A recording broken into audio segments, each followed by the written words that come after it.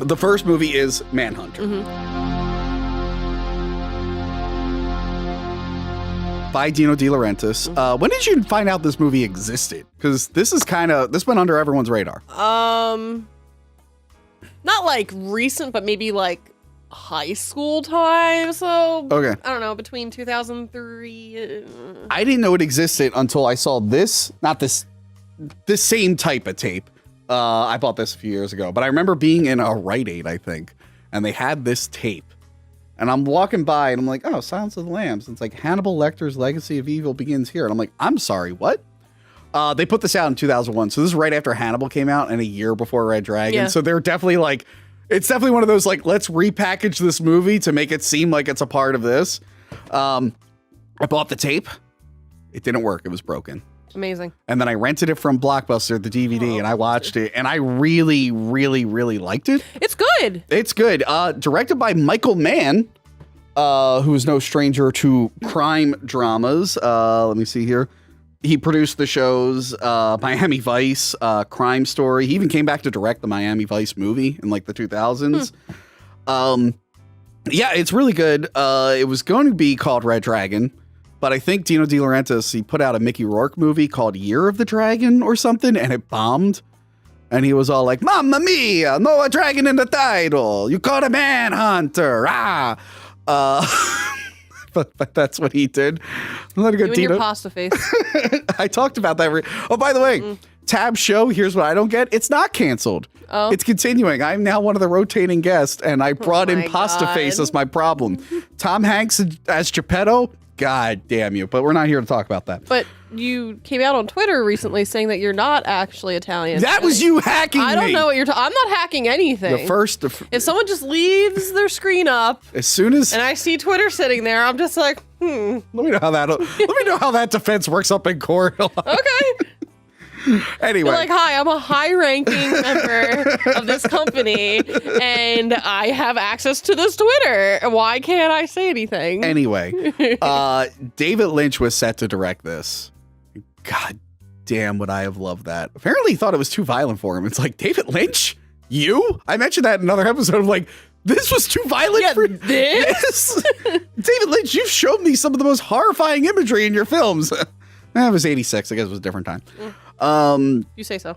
Yes. A lot of people auditioned to be Will Graham in this, but my favorite thing that I found was Timothy Dalton was going to be Will Graham. Huh. And then he was like, wait, James Bond's available? And then like he went and was James Bond. Very underrated James Bond, I think. Timothy Dalton. Yeah. Not so much his first movie. I like his second movie. But anyway, the cast for this is William Peterson as Will Graham, who went on to CSI fame, right? He's CSI, right? And he's in Fear. Oh, yeah. Marky Mark. He's the dad in Fear, isn't he? Yeah. Tom Noonan as Francis Dollarhide, who we talked about in the last Action Hero episode. Yeah. We are also going to be talking about him later on in October for Monster Squad. And recently he was in a movie called House of the Devil by not recently, like 10, 11 years ago. That sounds super familiar. By Ty West, the guy who just did X and Pearl. It's one of his early films. I need to see Pearl. He's the bad guy in House of the Devil. He's really good in that. I really like Tom Noonan. Brian Cox is Love Brian Cox. Hannibal Lecter, spelled Lektor, but the VHS has it spelled the way it usually is to cash in. Where's Brian Cox from? X-Men 2. And other stuff. Trick or Treat. You should check out that episode. That's right. You should check out the. I think it's still not monetized, so I mean, whatever. If you don't watch it, it's fine. But you should do X2. No, you know what? Listen to the Trick or Treat episode and watch it on Odyssey, because those two platforms are still monetized for that particular episode. YouTube, skip it. Anyway, watch an episode that's monetized, most of them. Yes, Brian Cox as Hannibal Lecter, Dennis Farina as Rest Jack. in peace. Oh, he died? I didn't know that. 2013, I believe. Oh, I didn't know that. As Jack Crawford, he was in that show, Crime Story, I think. In that show. And Stephen Lang as Freddie Lowndes. I always forget that Stephen Lang, because he's such a squirrely looking dude. And usually in modern movies, he's like a tough, chiseled guy. And Joan Allen as Reba. And then some lady as Molly. I forgot to write her down. So yeah, I saw this movie. actually right before Red Dragon, so it was like back to back. Because I wanted to see what the previous version was, and Joan Allen. Yeah, no, Joan Allen was Reba. Hold on. Kim Grease. I'm sure that's Molly. So yeah, I watched this years ago. I've seen it a couple times, and yeah, it's really good. It's got a very unique style to it. I have here. It's very 80s. They definitely try to do the cinematography thing a lot, whatever, but it's a lot of like beach or just like nothing in the background. You know what I mean? There's a lot of like synth music, Yep. or just really, really overbearing power ballads.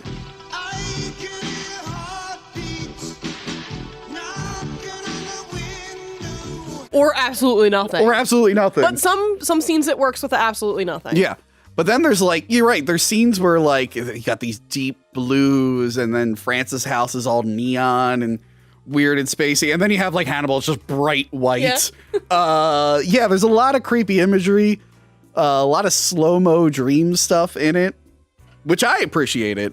I do want to say there's an effect later in the movie where he's like, because Will Graham has that imagination projection thing, and he's like hallucinating the dead woman in the bed with mirrors in her eye. And I don't know how they did that effect in 1980 something, but it's like haunting. It's like terrifying. Like that image like is real creepy because she's like moving with the mirror. Yep. I don't like it. I don't like it.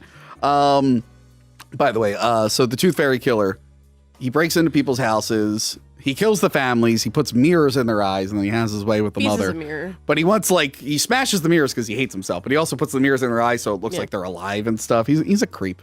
Yeah. He's a creep. And it's a woman's fault. His grandmother and his mom. They don't touch on that in the movies, but in the book, the one movie they do a little bit.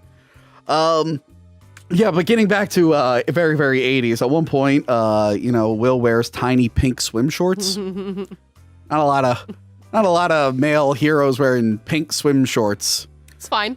It would be a comedy. Like I can see someone in a Marvel movie wearing that as like a joke, but like you can't really. I love the 80s and 90s where you were allowed to do that. There's like an X-Files episode where like why can't you do it now? You could do it, but it'd be like a joke for some reason. It's clothing. An example. Early 90s, there's an X-Files episode where David Duchovny is swimming in a red Speedo. And it's just a completely normal scene, and he's just wearing this tight little red Speedo. And then the X-Files revival, the one good episode, guy's peeking in on Mulder in his bedroom, and he's wearing the original red Speedo, and it was treated as a joke. For some reason, red Speedos are jokes. You're saying that they shouldn't be treated as a joke. Yeah. So if I wore them in an episode, you would not laugh. I'd be very uncomfortable because I don't want to be near you in a red Speedo, but you can do you. It's a Manhunter. What did you think of Will in this movie? I like him. He definitely has the unhinged thing going on. Yeah. Like, I guess since we're talking about Red Dragon 2, whatever, I actually prefer him over Ed Norton? Yeah. Oh, wow. I feel like Ed Norton's a little more like chill with everything. Yeah, I have it.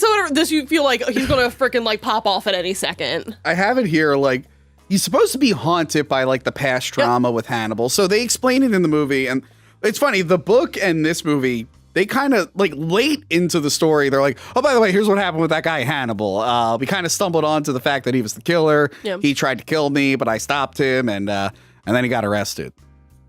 Red Dragon, they decided to elaborate more on that. But he's haunted because he's like, yeah, I was physically damaged, but then like my brain was all messed up because he puts his mind into the killer. And Hannibal also does that, but Hannibal's an insane person. Yeah. So when a normal guy does it, it fucks with their brain a little bit. But he's supposed to have trauma and whatnot. But yeah, the movie makes it seem like he's also a fucking creep. I mean, he kind of is. Honestly, in this film, they don't introduce Francis like proper till like 50 something minutes into the movie. And even then they don't really introduce him really until like a little bit after that. So for the first like hour of this movie, it's kind of like, is Will the killer? Because he's really fucking creepy. Yeah. He's talking to himself and monologuing. I'll explain how they got around that in the next one. I really like, he's a really good actor. I really like him, but yeah, it's a choice. His performance was a choice. Yeah. And he's more unhinged than Brian Cox's Hannibal. Yeah, Brian. All right, so Brian Cox's Hannibal is pretty nonchalant. He's chilling. He's still He's menacing. just a dude. He's still menacing and whatnot, but he's not like the charming Hannibal that we now He's know. talking very fast, very blunt, matter of fact. Like, Yeah. I do like how they film their scenes together for the most part. When they're talking, they're framed through the same. Every time the camera cuts, they're framed through the same bar, because the whole thing is like, are they so different? Are they the same? Which the book plays on, in the TV show. The TV show. I really need to watch everything with The the TV show like It's made so that good. like the theme of the fucking thing. But yeah, Hannibal Lecter, he just seems like kind of like an asshole who's mad he got caught. Which I guess he is, but like it's just so blunt in this. He's like, you asshole, you're kind of like me. That's the only reason you caught me. I hope a tooth fairy eats you. But yeah, he's not like, he's only there to give the information to the killer to raise the stakes, which is what he was used for in the book. But I guess the character stood out in the book, which is why he brought him back in Silence of the Lambs. But yeah, Brian Cox, I think, does a good job. I still think he's like not creepy. What's the word I'm looking for? I said menacing. I guess menacing. Yeah. There's just there's a presence about him. Yeah. You know. I will say they filmed, I don't know if you could tell, they filmed his whole prison thing where he's at in a museum, and you could tell because it looks like the architecture for a museum and not a prison. I'm looking at it, I'm like, I looked at the facts, it's like filmed in a museum, like, oh yeah, that's totally a museum. Like, what the fuck? That's the most Oh my God. like, that is a really fancy looking prison. Holy shit. Yeah, he gets regular bars, he doesn't get the glass. Lucky him. So, by the way, I forgot Dr. Chilton was in this movie. Chitlin? Chilton, not Chitlin. Chitlins? He's only in one scene, and he's just a guy. Yeah. I'm like, oh, It's there. I like the pervy dude. You like chitlins? Yeah, there's one scene that I don't remember from the book, and it's not in the other versions, where like they're trying to bait the killer out. Well, they do it earlier by calling him gay. He put the shorts on Charles Leeds after he was dead. I believe he did this to make sure we wouldn't think he was gay. That was the funniest thing in this. It's like they don't realize, they're like, oh, wait a minute. We'll just keep calling him gay because it gets under his skin, and he'll like, at some point, he'll show up and be like, I'm not gay. They're like, well, that's the guy. That's the guy. Would that work now? For a serial killer? Depends on the person. No. Yeah. Well, now the killer wouldn't want to expose himself. I'm like, well, I don't want to be like a homophobe. People might try to cancel me. That's not how everybody acts, but it's fine. I just love that, like France is supposed to be like real, like focused and whatnot, and then like one guy calls him gay. He's like, well, I gotta nip this in the bud. Holy shit! I don't want people thinking that. It was the 70s when it was written. It was a different time. Now, if you did it now, Francis would be like, you know, maybe I am. That might be. I should really explore this. Oh my God, explore it. I'm not gonna use the wife anymore. Now it's gonna be the dad. Anyway, there's a fake out where they're setting up a sting, and this jogger is coming up to Will, and you think he's gonna like murder him. By the way, Will like beats the shit out of him. And earlier when Freddie Lowndes, and he flips him on the car. So Freddie Lowndes is an asshole reporter who took pictures of Will when he was in the hospital. Yep. And when he like confronts him again, Will flips him, dude, shatters breaks someone's car. I'm not kidding. When I watched that, no, I'm bursting out laughing. And then you see in the next movie, he's like, "You're an asshole," and then he walks away. I'm like, "Oh wow, this Will's a little bit more restrained." So they beat up this guy. Unhinged. They beat up the guy, and I love that. It's one of the only comedy moments. But it's like, the movie is so serious that you don't even realize it's a comedy. But he's just like, so the guy thinks he's being mugged. He's like, take my money. And then the cops swarm. And like, it's not him. And I like the guy doesn't realize what's going on. He's like, he literally says, what you moving in slow motion for, man? I'm being mugged. My God. So Francis is home in Manhunter. In the book, he lives in his grandmother's mansion, which used to be a retirement home. I guess it was left to him after she died. Yeah. In this, he lives in like a really stylish fucking house that's space themed. What is that one wall? It looks like a picture of Mars. Is it Mars? It's Mars or a desert. Well, yeah, it feels like it's spacey. He's got like that cool star lamp. He's got like the moon framed. Is this your bedroom? We were just talking that a few months back, I was transferring people's home videos, and I'm like, oh, that's how they catch the killer.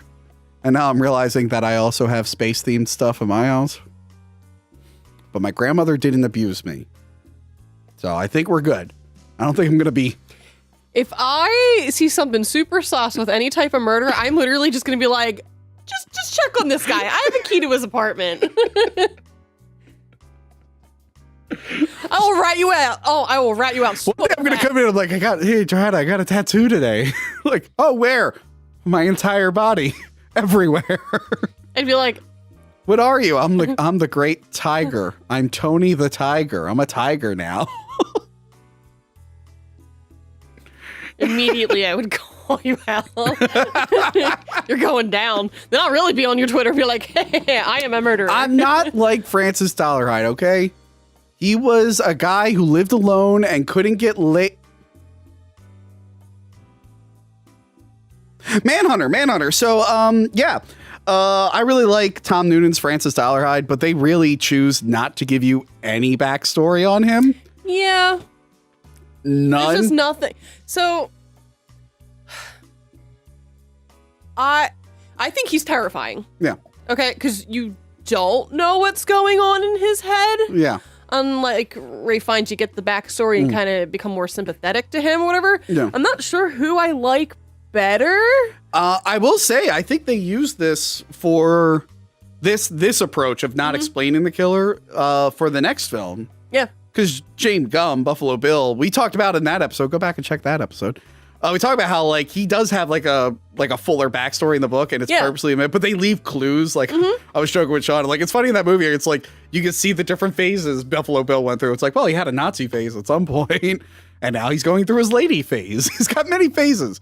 But yeah, because like the teeth that Francis used, he uses dentures, and they're molded after his grandmother's teeth. And that's like a big deal. Yeah. And they establish the teeth in this version, but they never tell you why he has it. So I get it. It could be creepier if you don't know. Yeah. Like a Michael Myers. Like a Michael Myers. First movie, terrifying because he's just a dude and he's doing these things. Then they decided to add other stuff. But and no, it's like, it's his sister. Oh no, he has to kill his whole family. Now a cult made him do it. now he's marrying his niece. Mm-hmm. Had a baby with his niece. Yeah. I don't. And then he's like, oh wait, my sister's still alive. All my burns are healed. Anyway. Anyway, yeah, but I do like Tom Noonan as this character. I will say this version of the movie is like, it's real sped up. Yeah. They kind of like, I guess because there is so much slow-mo and dream stuff. The beginning's pretty, it's paced well. And then like toward the middle, they start speeding things up. Yeah, it gets weird. Yeah, like the Reba, Joan Allen's Reba. She needs to slow the fuck down. Yeah, that whole relationship is sped up because he meets her. And I don't think she's as charming as the other girl. No, he meets her. He takes her to the tiger like right away, which was a real tiger. I don't know if it was a real tiger in the next movie, but yeah, it was like a sedated tiger. And like the doctor in that is like the actual tiger's doctor. And then they're boning on the couch like a scene later. I'm like, that's a very quick relationship. Holy shit. Have you met me and Ian? Have you met a lesbian? Anyway. I'm not kidding. Anyway, yes, we all know the joke. It's not even a joke. If you have friends that are lesbian, look at their relationships. I guarantee it. You know the joke like, I'm talking about, right? Okay, well, what does a lesbian bring on the second date? A U-Haul to move in. What does a gay guy bring? Wait, why's it gotta be a U-Haul? What does a gay guy bring on a second date? What second date? A gay person told me that joke. Bruh. I think Rosie O'Donnell did that on she definitely used the U-Haul joke on Curb Your Enthusiasm. That's actually really funny. Wait, it's like Home Depot. Yeah. Wait, there's a whole season where Rosie O'Donnell and Larry David are after the same woman. Anyway. Yeah, it gets really, really sped up. The whole relationship. And then the third act like changes everything. Yeah. There's no going to Brooklyn to hunt down the red dragon painting. There's no, a lot was left out. There's no fake out ending with the faking of the death. Dude, it just turns so good in Red Dragon. Yeah, it just turns into like it's the 80s. They shoot them a lot. Yeah. But set to the song Inagata Devita.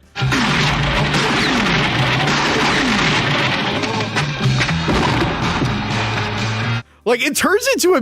By the way, that is like a 20-minute song because I'm watching. I'm like, wait, he's on the plane. I'm like, oh, I remember that song is super long. So realistically, you probably could get on like a fast plane, but I guess because it's weird what they wanted to take from the ending in this. Since they changed it, they're like, well, we still want Will to confront him. And I think even Jack Crawford's like, why are we going? Like the SWAT team, what do we have to be there for? It's like he needs to be there. He does get his face cut up. But yeah, he needs to be the one to kill Francis, even though he doesn't do that in the book.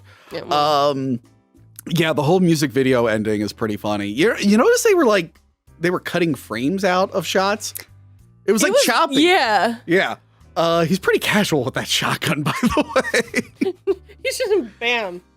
Those cops. No recoil. Yeah, no recoil. Those cops make no attempt to get cover. They like literally open up the door. They're like, ah. So yeah, the ending is not as good as the book, because it is sped up. We don't really. And things are omitted. Things are omitted. It just seems like Francis now he gets jealous of the guy. And then decides he's gonna kill Reba. Yeah. Oh, okay. There was like a little bit more to it in the other version. And then the movie just kind of abruptly ends. He's like, well, I'm better now. We're hanging out on the beach. And then the song played. What does the song say? Heartbeat, heartbeat, listen to my heartbeat. Oh. There's another song Do when it he again? Oh when he's That was the same pitch.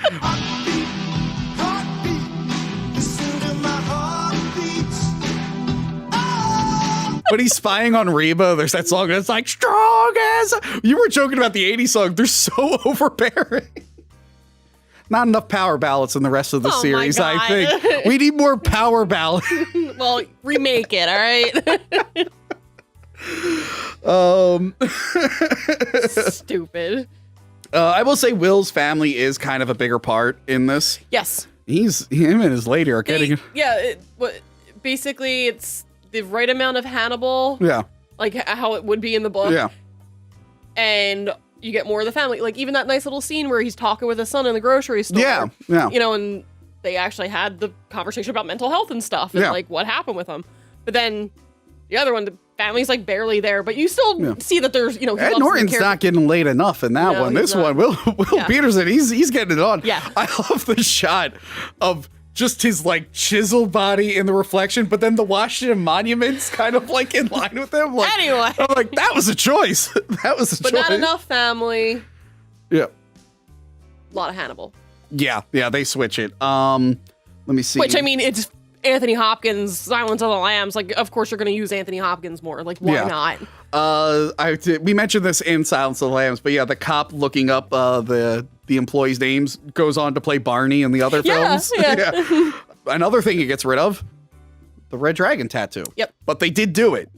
They use it in all the promotional stuff. It might even be. Is it on the front? Or is it No. There are covers where they have it. So they actually did do. It's interesting. So there's two paintings that are the Red Dragon and the women clothed in sun. One is a front angle and the other is a behind angle. This movie uses the front angle, and that's the one that they had painted on his chest. It was like a whole thing. It's like the curly part, right? Yeah, and then apparently Michael Mann, they just thought it was too much, and they decided just not to include it. The point of him, because I guess they were like, well, I mean, if they're getting rid of like the grandmother backstory and stuff, then I guess they thought it was just explaining too much.